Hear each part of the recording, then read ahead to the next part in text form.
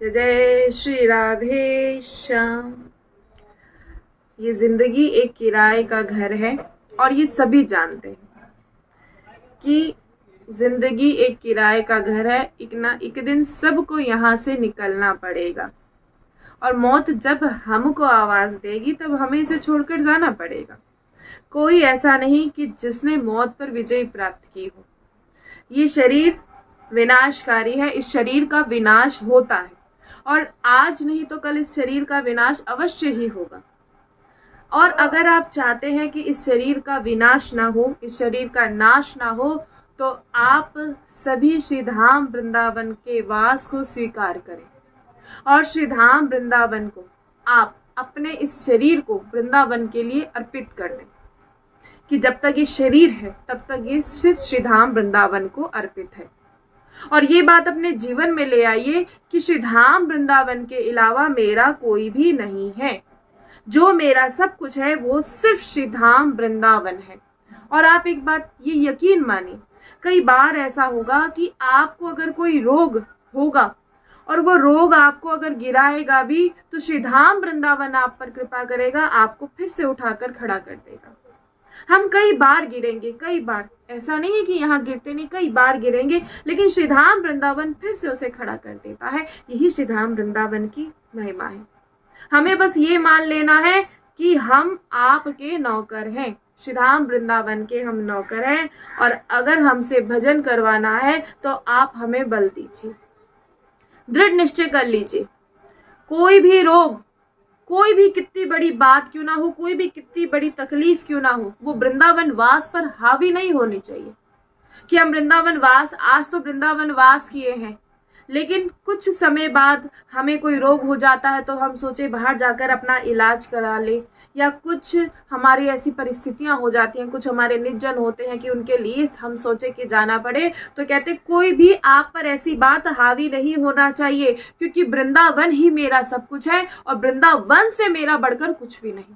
और श्री धाम वृंदावन ही मेरा सब कुछ है, मेरा जीवन है और ये जीवन समर्पित है श्री धाम वृंदावन के लिए। और ये सभी सोच लीजिए कि मैं आज से मर गया, मैं आज से मर गया, मैंने अपना ये जीवन श्री धाम वृंदावन को अर्पित कर दिया। आप खुद सोचिए, जब मर जाते हैं तो क्या कुछ कर पाते हैं? तो बस यही सोच लीजिए कि हम मर चुके हैं और हमारा जीवन जो समर्पित है वो श्री धाम वृंदावन को समर्पित है। और अब वो कैसा है जो श्री धाम वृंदावन में वास कर रहा है सब कुछ छोड़कर, वो कैसा है इस बात पर कोई विषय नहीं, इस बात पर कोई ध्यान देने योग्य नहीं कोई बात कि वो कैसा है, कि वो अच्छा है, वो बुरा है, उससे भजन होता है, उससे भजन नहीं होता, ये बात बिल्कुल मायने नहीं रखती। सिर्फ यही बात मायने रखती है कि उसने अपना सर्वस्व जीवन अर्पित कर दिया श्री धाम वृंदावन के लिए। आपको एक दृढ़ निश्चय कर लेना है कि मेरा अभी संसार से कोई मतलब नहीं, सिर्फ श्री धाम मेरा वृंदावन है। जो इतनी बात मान लेगा बस यहीं से बात बन जाएगी। और अब वो वृंदावन क्या करता है ये वृंदावन जाने कि वृंदावन अब आपके साथ क्या करता है, वो वृंदावन पर छोड़ दीजिए। लेकिन जिसने सब कुछ अर्पित कर दिया श्री धाम वृंदावन के लिए तो श्री धाम वृंदावन उसे स्वीकार करता है। ऐसा भी होगा कि सुख दुख के दोनों अवसर आएंगे, लेकिन हमें दृढ़ता पूर्वक यहाँ अड़े रहना है। अगर दृढ़ता पूर्वक हम यहाँ अड़े रहेंगे, चाहे सुख आए चाहे दुख आए, एक भक्त को ऐसा होना चाहिए कि ये नहीं कि आज सुख है तो वो खुश हो जाए और यही नहीं कि आज दुख है तो वो दुखी हो जाए। भक्त हमेशा हर एक स्थिति में समान रहना चाहिए। आज बहुत ज्यादा सुख आ रहा है तो वो बहुत ज्यादा खुश हो जाए नहीं, आज कुछ प्रतिकूलता आ गई है तो वो दुखी हो जाए नहीं। भक्त को हर समय एक समान रहना चाहिए। और हमें भी जब हम श्री धाम वृंदावन में वास करें, चाहे सुख के अवसर आए चाहे दुख के अवसर आए, हमें बिल्कुल अड़े रहना है। कोई भी ऐसी बात हम पर हावी नहीं हो सकती जो श्री धाम वृंदावन से हमें बाहर कर सके। कोई भी हमें किसी की चिंता नहीं सता सकती कि जो उसकी चिंता में हम श्री धाम वृंदावन से बाहर जाए, ऐसा बिल्कुल भी नहीं। और जब हम ऐसे हो जाएंगे, श्री राम वृंदावन को ऐसा खुद को समर्पित कर देंगे, तो फिर श्री राम वृंदावन हमारे हृदय में वो प्रेम की स्थापना कर देगा। फिर श्रीधाम वृंदावन प्रेम की स्थापना कर देगा। और श्रीधाम वृंदावन प्रेम की स्थापना कर देता है जो अखंड वृंदावन का वास करता है, जिस पर किसी भी बात का कोई प्रभाव नहीं पड़ता, जो बिक चुका है श्रीधाम वृंदावन को, जो श्रीधाम वृंदावन में एक नौकर बनकर रहता है, जो जान जाता है कि अब मेरा कुछ भी नहीं, अब सिर्फ मेरा श्रीधाम वृंदावन है और मेरा जीवन समर्पित है श्रीधाम वृंदावन के लिए। बस यहीं से बात बन जाएगी।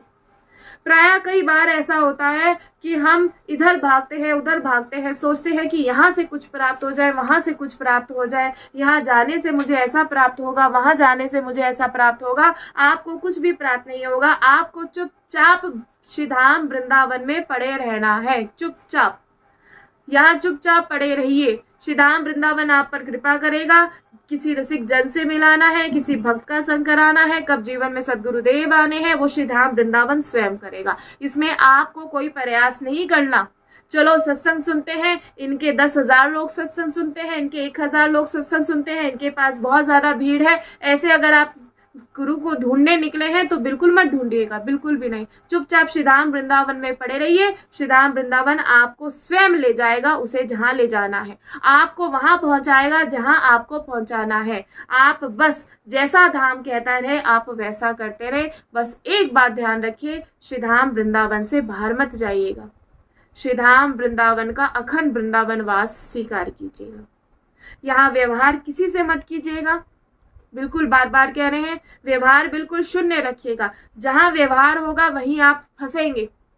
श्रीधाम वृंदावन ही आपका सब कुछ है, इसलिए यहाँ किसी कोई और नए रिश्ते मत बनाइएगा, यहाँ व्यवहार मत बनाइएगा। जो सब आपसे मिल रहे हैं, जो सब रसिक जन हैं, जैसे वो श्री लाडली जी के प्रिय है, श्री लाडली जी का भजन कर रहे हैं, श्री लाडली जी की जो सेवा कर रहे हैं, ऐसे ही आपको करना है। बस ये बात जीवन में ध्यान रखिए। आप भजन करते हैं तो बहुत से जन पूछते हैं कि भजन करने से प्रारब्ध बदल जाता है, तो ये बिल्कुल सत्य है। भजन करने से प्रारब्ध भी बदल जाता है। अनंत जन्म हो चुके हैं, करोड़ों जन्म, हम नहीं जानते, करोड़ों जन्म हो चुके हैं। हम जब से हम सभी का जन्म हुआ है तब से आज तक ये शुभ और अशुभ कार्यों का, जो कर्मों का पूर्ण भंडारा जो है वो लगा हुआ है। अगर हम भोग काटना चाहें ना, कि हमारे शुभ या अशुभ कर्मों से कोई अगर हम भोग काटे, तो सच बता रहे हैं बहुत भारी पड़ जाएगा। ये तो श्री जी की बड़ी कृपा है कि हम जैसे अधमियों को श्रीधाम वृंदावन में वास दिया है। कुछ जन कहते हैं कि हम अधमी नहीं, क्योंकि हमें तो श्रीधाम वृंदावन का वास मिल गया है, तो हम अधमी कैसे हो सकते हैं। तो बार बार कह रहे हैं, श्रीधाम वृंदावन में कभी खुद को सर्वश्रेष्ठ मत मान लीजिएगा। तृण से भी नीच समझ कर रहिएगा, तृण से भी, कि मुझ जैसा नीच कोई नहीं, ऐसा समझकर जो रहता है उस पे बड़ी ही जल्दी कृपा होती है। और जो खुद को कुछ थोड़ा सा ज्ञानी समझ लेता है कि मुझे इतना सा ज्ञान हो गया वहां जाने से, यहाँ जाने से, तो वृंदावन फिर उसको बड़ा उसकी परीक्षा लेता है, बड़ी परीक्षा होती है। इसलिए यहाँ जितना सहज और सरल बन के रहेंगे तभी श्री लाडली जी का प्रेम पा पाएंगे। कहते हैं कितना भजन करें कि श्री जी का दर्शन होने लगे। तो भाई भजन ना हो पाए तो बस उन्हें अपना मान लीजिए। जब वो आपके हो गए तो उनका तो चिंतन स्वतः अपने आप होगा। और यहाँ किसी से भी कभी भी कोई राग द्वेष मत रखिएगा। अगर राग द्वेष आप अभी भी रख रहे हैं तो करोड़ों जन्मों से बहुत सारे शुभ और अशुभ कर्मों का कर्म जो है, उनका पूरा जो भंडारा लगा हुआ है उसे आप और बढ़ाते रहेंगे। अगर हम सोचे ना कि ये भोग काटे तो भाई करोड़ों जन्म लग जाएंगे। ये जो हमारे अशुभ और शुभ कर्म है, अगर इनको हम भोगना चाहे ना तो करोड़ों जन्म लग जाएंगे। लेकिन हम इन भोगों को काट नहीं सकते, जो हमारे प्रारब्ध है इसको काट नहीं सकते। लेकिन प्रभु हम सभी पर अतिशय कृपा करते हैं। उनकी कृपा ऐसी जब होती है जब जीव शरणागत हो जाता है। जब भी हम शरणागत हो जाते हैं तो प्रभु अतिशय कृपा करते हैं और हमारे जो अशुभ कर्म जो संचित होते हैं वो उसे जलाकर राख कर देते हैं। अभी श्रीधाम वृंदावन में वास क्यों नहीं मिल पा रहा? क्योंकि अभी हमारे बहुत से अशुभ कर्म हैं जो संचित हुए हैं। अब उसे धीरे धीरे प्रभु से सबको नष्ट कर रहे हैं। लेकिन ऐसा ना हो आप यहाँ आकर फिर से अपने कर्मों को और बढ़ा लें, फिर से अपना प्रारब्ध जो अशुभ कर्म है उसे आप और बढ़ा ले। ऐसा मत कीजिएगा। इसलिए बार बार कहते हैं कि जब भी श्रीधाम वृंदावन आए तो सोच समझ के आइए। यहाँ आइए सिर्फ आप प्रिया प्रीतम का दर्शन करने के लिए। यहाँ कौन क्या करता है, कैसा करता है, इस पर आपकी दृष्टि नहीं डालनी चाहिए, क्योंकि जिस दिन हम यही देखना शुरू कर देंगे तो जो श्री लाडली जी का जो दर्शन है, जो लीलाएं हैं, उसका दर्शन हमें नहीं हो पाएगा। श्री लाडली जी का दर्शन हमें नहीं हो पाएगा, श्री वृंदावन का दिव्य दर्शन है वो हमें नहीं हो पाएगा। इसलिए इस सभी से आप बचिए। जब हम शरणागत हो जाते हैं तो हमारे अशुभ कर्मों का जो भंडारा है उसमें आग लगा दी जाती है, सब में आग लगा दी जाती है। जो पूरा का पूरा गोदाम है, ये खुद सब जानते हैं कि हमारे अशुभ कर्मों का एक बहुत बड़ा गोदाम है, उसे पूरा जलाकर राख कर दिया जाता है। ये अब जिस कर्मों के परिणाम स्वरूप हमारी इस शरीर की जो रचना हुई है, कहते क्योंकि पहले हुई थी तो वो जन्म से लेके मरण तक उसका पूरा हिसाब जो था वो पूरा हो चुका था। वो हमें दिखाई देगा कि ये जो सब कुछ है ये पहले से ही, कहते हैं पहले से ही फिक्स है, जो होना वो सब कुछ पहले से ही फिक्स है कि इस अवस्था में ऐसा होगा, इस अवस्था में वैसा होगा। लेकिन सिर्फ भजन को छोड़कर, भजन फिक्स नहीं होता किसी के जीवन में, ये कोई फिक्स नहीं होता। ये तो बड़ी कृपा होती है प्रभु की कि कोई इस भजन मार्ग पर बढ़ पाता है। बड़ी कृपा होती है प्रभु की कि जो इस संसार में रहते हुए प्रभु की जो माया है उसे स्पर्श नहीं करता, उसे अपने जीवन में उसे आने नहीं देता। बड़ी कृपा है। इसलिए कर्मों का सब कुछ पहले से तय है। जो प्रारब्ध आ रहा है प्रभु उन्हें रोक कर हम पर बड़ी कृपा करते हैं। हमारा जो प्रारब्ध आ रहा है, जिस प्रारब्ध को हम भोग रहे हैं, हम पर कृपा करते हैं और वो सारा प्रारब्ध हमसे भुगतवा देते हैं। और जो ना भोगना चाहे वो भजन में इतनी ताकत है कि वो प्रारब्ध को भी ध्वस्त कर देगा। पर शरणागति ये नहीं चाहता। जो शरणागति है वो कभी चाहता ही नहीं, वो ये चाहता है कि जिसमें आप मिले वो बात मेरे हृदय में आए, चाहे उसमें मुझे दुख क्यों ना मिले। कई बार ऐसा होता है जब भजन मार्ग पर बढ़ा जाता है, अपने जितने भी प्रियजन होते हैं वो सब दूर होना शुरू हो जाते हैं। जब भजन मार्ग पर बढ़ा जाता है तो ऐसा लगता है कि हमारी प्रियजन दूर हो रहे हैं, हमसे कोई प्रेम नहीं कर रहा है, या जिससे प्रेम करते हैं वो दूर हो रहा है, या हमारे संसार का जो हमारी माया है वो हमसे छिन रही है, या हमारा ऐसा नुकसान हो रहा है। तो भाई ये तो शरणागति कभी सोचता ही नहीं। जो शरणागत होता है वो बस ये चाहता है कि जिससे आप मुझे मिले, मेरे हृदय में बस वही बात रहे, चाहे वो दुख क्यों ना हो। और अगर आपसे कोई प्रेम नहीं करता तो ये तो बहुत अच्छी बात है। अगर आपको किसी से प्रेम नहीं, ये तो बहुत अच्छी बात है। हम तो कहेंगे इससे अच्छी बात कोई हो ही नहीं सकती। कोई कहे ना कि हम अकेले हैं, अरे हम अकेले कहाँ हैं भाई। अगर आज हम उसी संसार में घिरे रहे, ये भी हमसे प्रेम करता है, वो भी हमसे प्रेम करता है, लेकिन एक बात ये बताइए कि सभी अगर हम सभी में इसी में घिरे रहेंगे तो श्री लाडली जी से प्रेम कब होगा, श्री लाडली जी का दर्शन कब होगा। ये बात जीवन में ध्यान रखिए। कभी ये मत सोचिए मुझसे कोई प्रेम नहीं करता, कभी ये मत सोचिए मेरा कोई नहीं है। बहुत अच्छी बात है, हम तो कहेंगे बहुत अच्छी बात है। अगर कोई प्रेम आप जिससे बहुत आपके निजजन वो आपसे दूर हो रहे हैं, या कोई जिससे आप प्रेम करते हैं वो दूर हो रहे हैं, तो भाई शरणागति को कभी सोचना ही नहीं। क्योंकि जब ये सब दूर होते हैं तभी जाके प्रभु मिलते हैं। जिसका कोई नहीं होता उसके स्वयं प्रभु होते हैं, और ये बात हर जगह सिद्ध हुई है। जिसका कोई नहीं होता उसके स्वयं प्रभु होते हैं। ये जो जिनमें बहुत ज्यादा अभिमान होता है ना अपने निज जनों का, अपने रिश्तेदारों का, अपने धन का, अपने संपत्ति का, तो हम उनसे बस यही कहना चाहेंगे, जैसे कल हमारे भैया ने बहुत सुंदर बात कही कि उन्हें ये करना चाहिए, जाके रोजाना जिस दिन लगे अभिमान आ रहा है तो जाकर मोक्ष धाम में चले जाइए। वहां ये नहीं देखा जाता कि आप वीआईपी हैं। जहां जिस एक साधारण से व्यक्ति को जलाया जाता है वहीं आपको जलाया जाएगा। आपके लिए कोई सोने का मोक्ष धाम नहीं बनेगा, सबके लिए एक समान है, सबके लिए। और देखिए वहां जलते हुए कि शरीर को कैसे जला दिया जाता है, उसके बाद कुछ नहीं बचता। चाहे किसी के पास करोड़ों की जायदाद हो, चाहे कोई बिल्कुल रंक हो, सब वहीं जाकर जलते हैं। और एक उस जितना वो एक छोटा सा लोटा कोई सोने के कलश में नहीं जाता। वो हस्तियां होती है, कहाँ हरिद्वार ले जाते हैं, वो कहीं नहीं जाता, वो कहीं सोने के कलश में नहीं जाता, चाहे कितना भी धनवान क्यों ना हो, वही उसी 25 या 30 रुपए का मिट्टी का वो आता है, उसी में जाता है। इसलिए जानिए इस बात को, ये प्रभु की कृपा है। जो शरणागत है वो कभी ये बात सोचते ही नहीं कि मुझसे मेरे साथ मेरा नुकसान हो रहा है, मेरा ऐसा हो रहा है, मेरा वैसा हो रहा है, वो कभी सोचते ही नहीं। वो बस इतना कहते हैं कि जिसमें मुझे आपकी प्राप्ति हो, बस आप ऐसा ही कीजिए। बकायदा भजन में इतनी सामर्थ्य है, भजन में बहुत सामर्थ्य है कि वो प्रारब्ध को नष्ट कर सकता है। विधि के द्वारा जो लिखे अंक है वो भजन में इतनी ताकत है कि उसे मिटा देगा। कोई प्रारब्ध होगा भजन बिल्कुल मिटा देगा, तभी तो जीवन मुक्त होता है, नहीं तो फिर से भागते आते हैं, फिर से जीव इसमें फंसता है। और अगर वो ना मिटे तो कल्याण है ही नहीं। अगर प्रारब्ध नहीं मिटे तो फिर देखिए, इस बात को आप पहले सभी समझिए कि ये शरीर रचा गया है। जैसे अब ये तय है कि इस दिन हमें ये कष्ट भोगना है, तो हमारी कोई आकांक्षा नहीं कि कष्ट हमारे पास आए। कोई नहीं चाहता, इस संसार में कोई नहीं चाहता कि किसी के पास कष्ट आए, लेकिन कष्ट आता है ना। अब प्रियाजू को याद ना आए तो अब ये तो बहुत बड़ी बात है कि हमें कोई कष्ट आ रहा है। देखिए, जब कष्ट आता है तो फिर हमें बड़ा दुख होता है कि भाई इतना भजन किया लेकिन फिर भी हमें कष्ट आ रहा है, ये कष्ट नहीं आना चाहिए था। हम क्योंकि भजन मार्ग के पथिक हैं, जो जिनकी अभी शरणागति पुष्ट नहीं हो पाती, वो ऐसा सोचते हैं कि भाई हम इस भजन मार्ग पर चल रहे हैं, हमारे साथ ऐसा नहीं होना चाहिए, भाई इतनी सेवा करते हैं, हमारे साथ ऐसा नहीं होना चाहिए। अरे ये बात आप सभी जानिए, जो हमारा प्रारब्ध है वो तो हमें भुगतना ही है, लेकिन जो इतना भुगतना होता है ना, प्रभु इतने में से भुगतवा देते हैं। ये बात आप अपने जीवन में याद रखिए। एक बार क्या हुआ, माधवदास बाबा जी जगन्नाथपुरी जी गए थे। माधवदास बाबा जी वो जगन्नाथपुरी जी गए तो उन्हें बार बार शौच होने की बीमारी हो गई, बार बार उन्हें शौच हो रहे थे।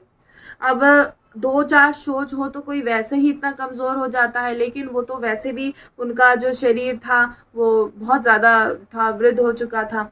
तो अब उन्होंने वो क्या हुआ कि जैसे 5-6 बार हुए तो वो बेहोश हो गए।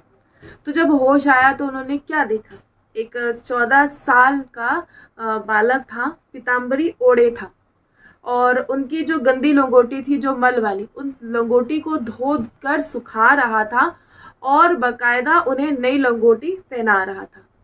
अब सोचा माधवदास जी ने कि माधवदास बाबा सोच रहे हैं कि मुझ गरीब अकिंचन का तो कोई भी नहीं है, और हाँ, जिसका कोई नहीं होता हम बार बार कह रहे हैं उसके प्रभु होते हैं। तो माधवदास बाबा ने देखा कि मेरा तो भाई गरीब का कोई भी नहीं है, लेकिन ये कौन है। तो जब प्रभु जितना मर्जी कर ले, लेकिन इनके जो कमल नयन होते हैं ना, ये इसे नहीं छुपा पाते। ये कैसा भी भेष धारण कर ले, ये प्रभु अपना एक जगह से ये हार जाते हैं। इनके जो नयन होते हैं ना, कमल नयन, ये उसे नहीं छुपा पाते। आप कभी भी देख लीजिएगा, कभी भी प्रभु का दर्शन किसी भी रूप में क्यों ना, किसी भी रूप में आते हैं, किसी भी रूप में, लेकिन जब इनके आपको एहसास जब होगा, जब आप इनके नयनों की ओर देखेंगे। तो अब माधवदास बाबा पहचान गए कि ये तो कोई और नहीं, ये तो मेरे जगन्नाथ जी हैं, स्वयं मेरे प्रभु जगन्नाथ जी हैं। तो बोले उनसे कि जय जय, आपने मेरी शौच वाली लंगोटी धोई, तो ये तो आपको शोभा नहीं देता, ये तो बिल्कुल भी नहीं कि भाई एक तो कोई साधारण सा व्यक्ति भी हो, वो भी किसी की शौच की लंगोटी नहीं धोता, और आपने मेरी शौच की लंगोटी धोई, तो आपने इतना कष्ट सहा, मुझसे नहीं सहा देखा जा रहा। फिर प्रभु बोले कि बाबा तुम्हें इतना कष्ट हुआ, मुझसे वो नहीं देखा जा रहा, तुम इतने कष्ट में हो।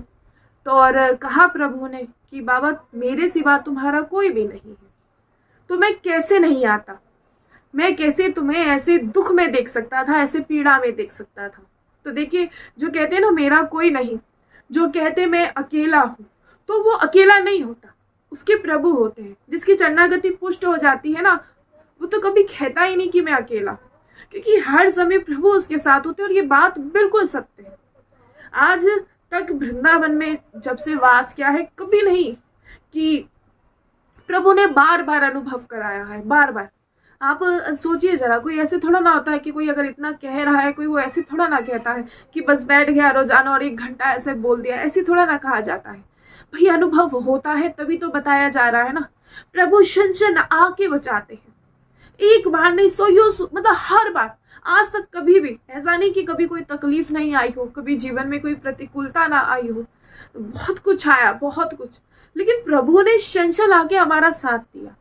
हमने कभी ऐसा नहीं लगा कि इन्होंने हमें अकेला छोड़ा है, और ये बात बिल्कुल सत्य है। आप भी अपने जीवन में ये बात ध्यान रखिए कि आप कहें ना कि मेरा कोई नहीं है, ऐसा कभी मत सोचिएगा। अगर आप प्रभु का भजन करते हैं ना, कोई कैसे भी कहे, आपको कोई कुछ भी कहे, लेकिन वो सारी बातें प्रभु को चुभती है, क्योंकि हमारा कोई नहीं, ठीक है, लेकिन हमने जिन्हें अपना माना है ना, उनका पूरा संसार है, उनकी पूरी सृष्टि है, तो हमारे प्रभु है। तो बाबा रोए, माधवदास बाबा रो रहे हैं कि प्रभु ये शोभा नहीं देता, मुझे तो बहुत कष्ट हो रहा है कि आप मेरी शोष वाली लंगोटी धो रहे हैं। तो प्रभु कह रहे हैं कि बाबा मेरे सिवा ना आपका कोई नहीं है, मेरे सिवा आपका कोई नहीं, अगर मैं नहीं आता तो कौन आता। तो कहा फिर माधवदास बाबा ने कि भाई तुम इतना अगर आपको कष्ट, आप खुद कष्ट लेकर आ रहे हो, तो मेरा जो प्रारब्ध है उसको नष्ट क्यों नहीं कर सकते। तो प्रभु ने कहा कि बाबा मैं प्रारब्ध नष्ट नहीं, मैं तुम्हारे सारे प्रारब्ध यही भुगतवा देता हूँ, लेकिन उस प्रारब्ध को जब तुम सभी भोगते हो, जो मेरे हैं, जब वो सभी प्रारब्ध को भोगते हैं, तो उस समय मैं उनके साथ होता हूँ। मैं आगे के लिए किसी के लिए कुछ नहीं छोड़ता, मैं यहाँ सारा हिसाब किताब आपका बराबर कर देता हूँ। इसीलिए कभी कोई मत घबराइएगा जो प्रभु का भजन करते हैं, कि आप कभी ऐसा ना सोचे कि मैं अकेले हूँ, मैं प्रभु का भजन करता हूँ तो प्रभु मेरे साथ ऐसे प्रतिकूलताएं क्यों कर रहे हैं, क्यों दे रहे हैं, कभी ऐसा मत सोचेगा। उस प्रारब्ध में प्रभु हमारे साथ है, प्रभु हमारे साथ है, और जिसके प्रभु होते हैं फिर उसे संसार की क्या आवश्यकता है, खुद सोचिए। फिर क्या हमें संसार की आवश्यकता हो सकती है? नहीं हो सकती। जैसे एक आपने देखा है ना, सरकारी कर्मचारी हो, अगर उससे कोई गलती बन जाती है, जैसे कोई गलती हो जाती है, तो उसमें से कुछ ऑफिसर जन होते हैं जो बाहरी दिखावे के लिए उसे दंड देते हैं, बाहरी की दिखाने के लिए कि कुछ समय के लिए भाई इससे गलती हुई है, तो बाहर लोगों को दिखाने के लिए उसे नौकरी से निकाल दिया जाता है कुछ समय के लिए। लेकिन होता क्या है, अंदर ही अंदर उसे सारी सुविधाएं भी दी जाती हैं, और ऐसा नहीं कि उससे बात नहीं की जाती, सारी सुविधाएं दी जाती हैं। ठीक ऐसे ही प्रभु बाहरी दिखावे के लिए हमें दंड जरूर दे रहे हैं, लेकिन अंदर ही अंदर वो हमारा सहयोग कर रहे हैं। क्यों? ताकि आगे के लिए हमारा कुछ प्रारब्ध ना बचे। प्यार से सब कुछ निपटवा रहे हैं, सब कुछ प्यार से सब निपटवा रहे हैं, आगे के लिए कुछ भी नहीं छोड़ते। जैसे माँ जब देखती है कि बच्चा पिटने वाला है अपने पिता से, देखा जाता है माँ को ममता होती है, तो माँ देखती है कि बच्चा पिटने वाला है तो पिता के सामने आ जाती है और पिता को दिखाने के लिए जानबूझ के खुद बच्चे को मारने लग जाती है ताकि पिता ऐसे ना मारे। अब पिता को क्या लगता है कि जब माँ मार रही है तो मैं क्यों मारूं, दिखाने के लिए माँ बच्चे को मार रही है, लेकिन वास्तविक में वो बच्चे को मारती नहीं है, वो पिता से बचाने के लिए, और शोर मचाएगी, जोर जोर से उसको डांटेगी, मारेगी, लेकिन वो सिर्फ पिता को बचाने के लिए, पिता से बचाने के लिए बच्चे को करती है। ठीक ऐसे ही हमें संसार में दिखाने के लिए कि जो दिखाया जा रहा है कि हम प्रारब्ध है कि भोग रहे हैं, लेकिन वास्तविक में अंदर ऐसा होता है कि प्रभु आकर दुलार करते हैं। ऐसे ही हमारे प्रभु करते हैं, हमें आकर दुलार करते हैं, और हमारा जो प्रारब्ध है वो थोड़े से में ही सब निपटवा देते हैं। इसीलिए इस बात को आप सभी ध्यान रखिए।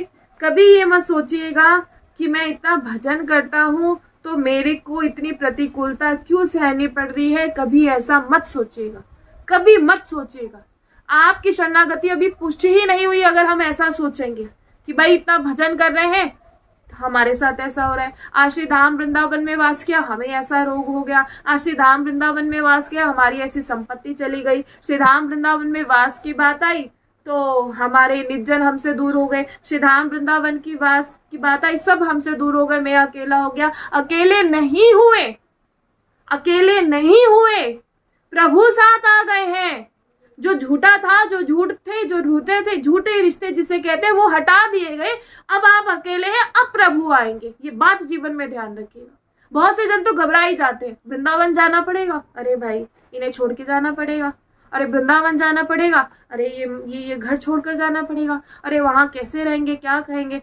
माया में उलझे हो तो उलझे रहिए, उलझे रहिए।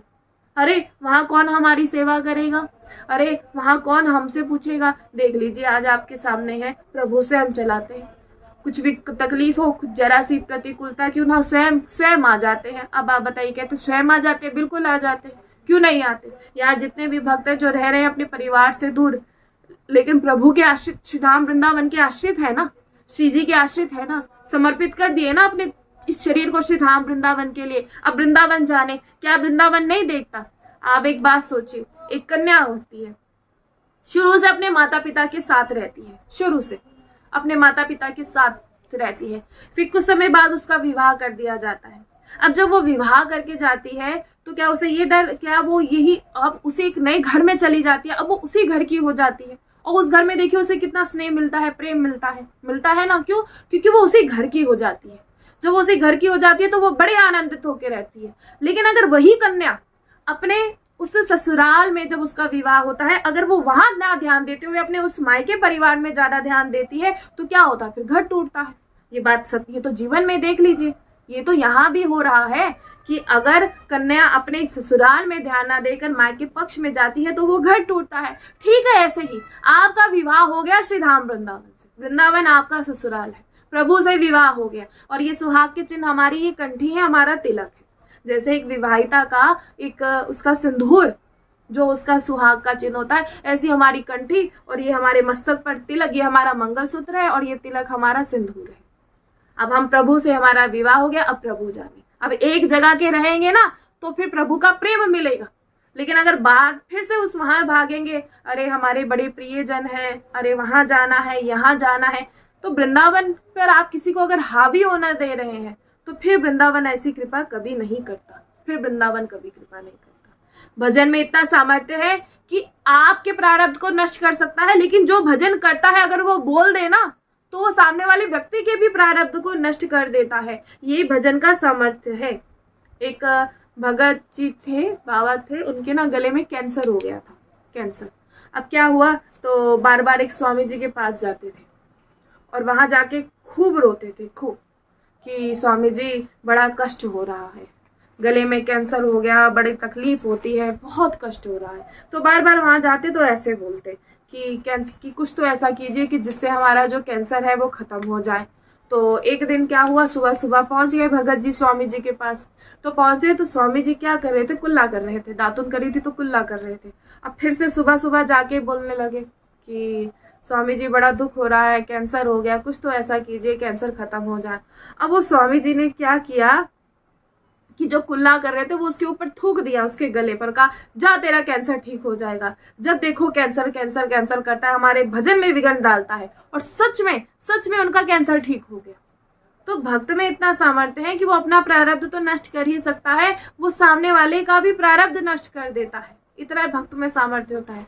अगर कभी कोई ऐसा हो ना, वृंदावन वास ना हो रहा हो, तो किसी संत जन या किसी रसिक जन के पास जाइएगा, भले मुख से ना बोले लेकिन उसके सामने बैठ के, उनके सामने बैठ के ना अपने भीतर ही कहिएगा कि आप कहिए, मतलब मन में ही उनसे कहिए कि हमें श्री धाम वृंदावन का वास मिले।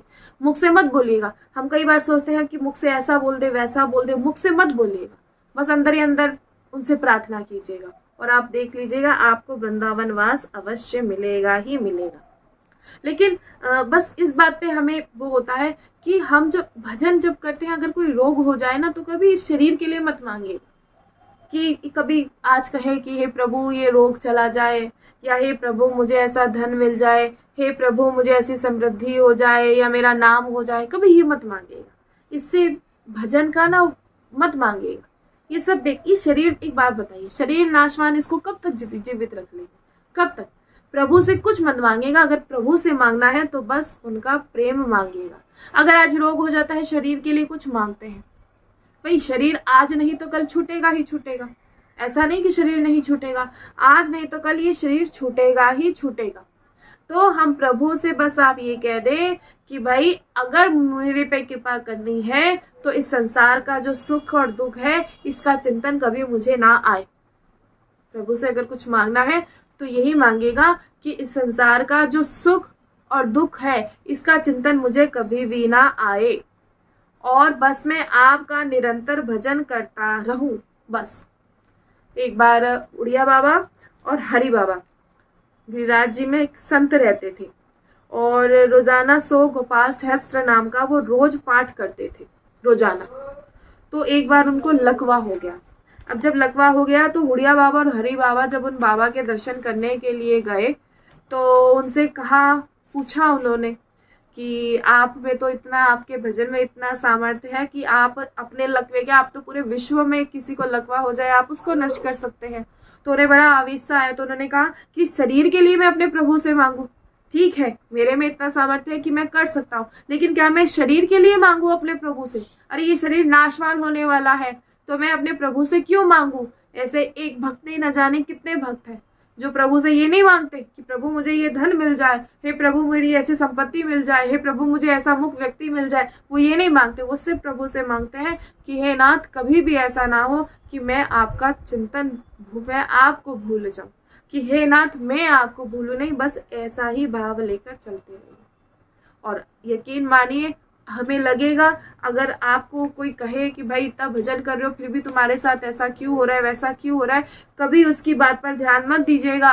रजोगुण वाले हैं, वो नहीं समझ पाते, रजोगुण वाले नहीं समझ पाते कि प्रभु कितनी कृपा कर रहे हैं, प्रभु हम पर इतनी कृपा कर रहे हैं कि सब कुछ हमारा यही भुगतवा रहे हैं, कितनी कृपा हम पर प्रभु जो है कर रहे हैं। इसलिए कभी ऐसा मत सोचिएगा, बस अपना भजन करते रहिए और श्री धाम वृंदावन का वास, और इसके अतिरिक्त कुछ भी नहीं। और बाकी श्री धाम वृंदावन आपसे भजन भी कराएगा, श्री धाम वृंदावन आपको प्रिया प्रीतम से भी अवश्य मिलाएगा। श्री राम।